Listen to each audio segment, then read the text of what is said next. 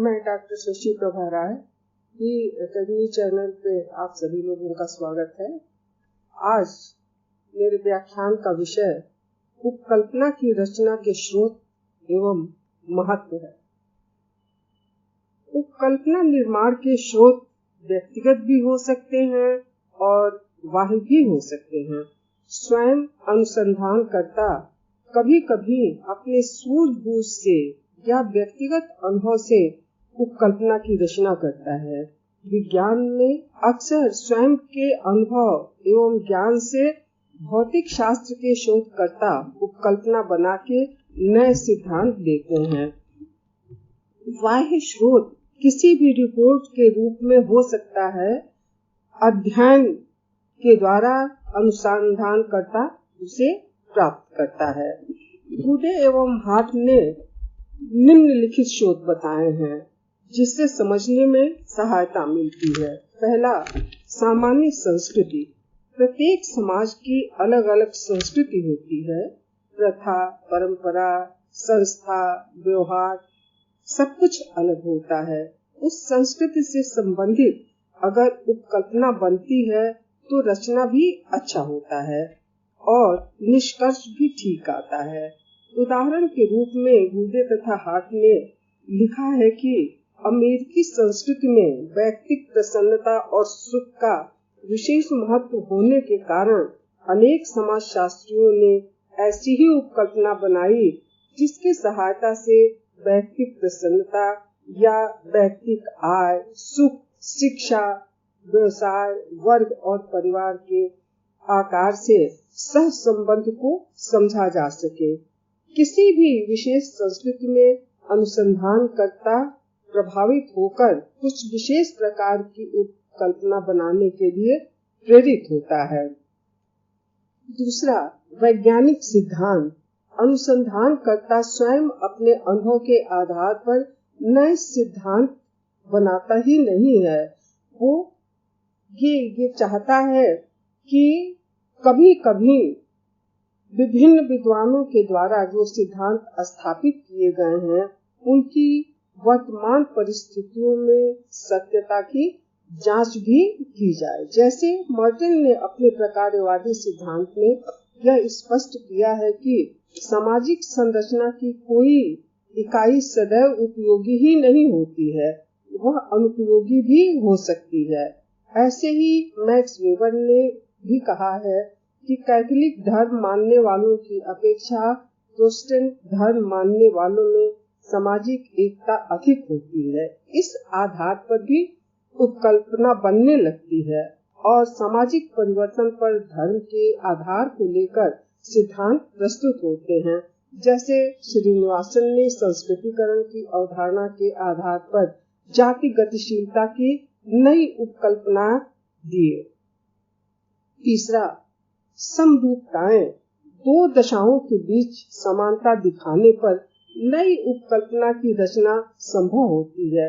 जैसे जैसे स्पेंसर महोदय ने सामाजिक उद्विकास की अवधारणा को प्रस्तुत किया है, इसके लिए इन्होंने जो उपकल्पना बनाई वह इस समानता पर आधारित है कि समाज की उत्पत्ति, विकास, विनाश, जीव रचना के जन्म, विकास और मृत्यु की तरह होता है।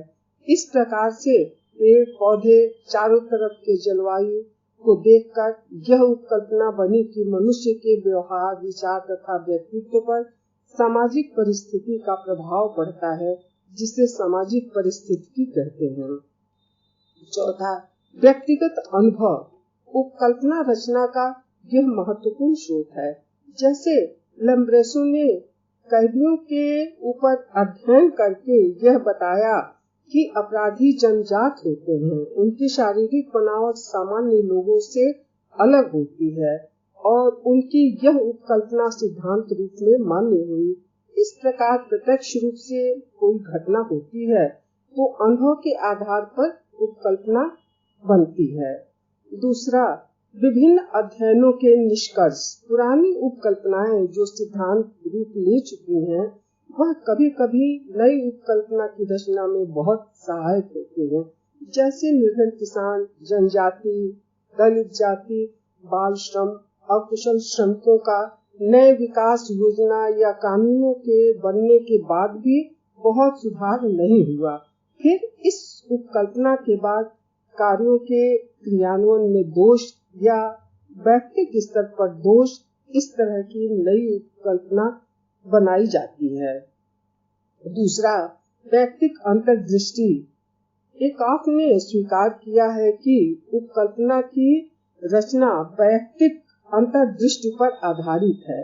चिंतन, विवेक और अंतर्दृष्टि से उपकल्पना का निर्माण होता है और उसे आधार मानकर तथ्य प्राप्त करते हैं।